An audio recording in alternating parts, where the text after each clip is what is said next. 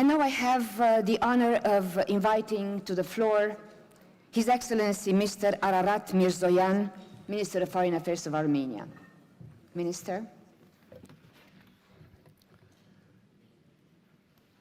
Madam President of the General Conference, Madam Chair of the Executive Board, Madam Director General, Excellencies, distinguished colleagues, delegates. At the outset, I would like to congratulate Her Excellency Madam Simona Mirela Miculescu on her election as President of the 42nd session of the General Conference and wish every success in her responsible mission. I also want to express my sincere appreciation to His Excellency Mr. Irazabal Maurau for his excellent work during his tenure as President of the 41st session of the General Conference.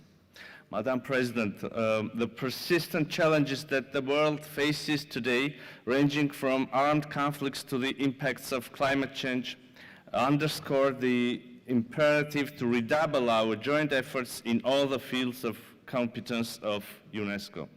Therefore, we support UNESCO's future strategic orientations and programmatic priorities, in particular in the field of right to education for all, cultural rights, freedom of expression, and the fight against racism, discrimination, intolerance, and hate speech.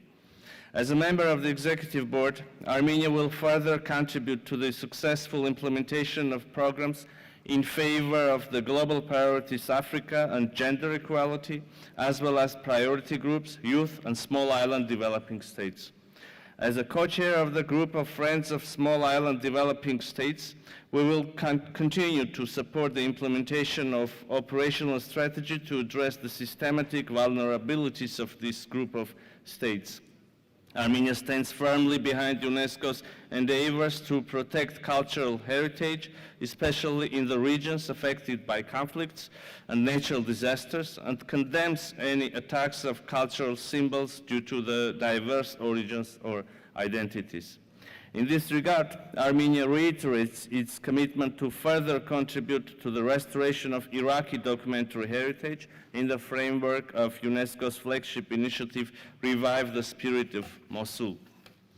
2024 marks the 70th anniversary of the 1954 Hague Convention on, and this landmark occasion creates an important momentum for renewing the commitment of the international community for protection of cultural property during armed conflicts.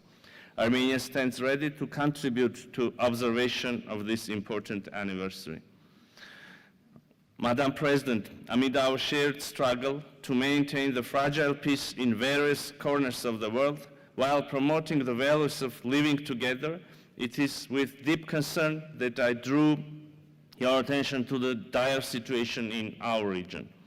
The 10-month-long blockade of Nagorno-Karabakh by Azerbaijan, humanitarian crisis, absence of food, medicine, gas and electricity supplies, and as a culmination, the large-scale military offensive and indiscriminate targeting of the civilian population and infrastructure resulted in forcible displacement and ethnic cleansing of the entire indigenous Armenian population of Nagorno-Karabakh, leaving behind their homes, shrines, and the millennia-old cultural and religious heritage.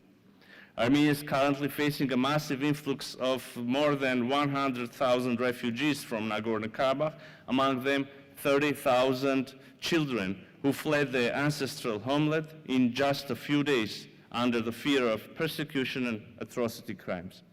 The government of Armenia, in cooperation with the international organizations and partner states, has undertaken a number of measures to address the life-saving, protection, and early recovery needs of the refugees.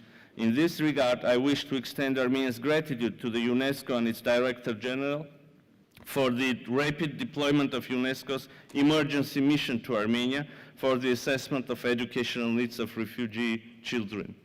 With regard to the cultural and religious heritage left in Nagorno-Karabakh, its protection from vandalism and looting is crucial.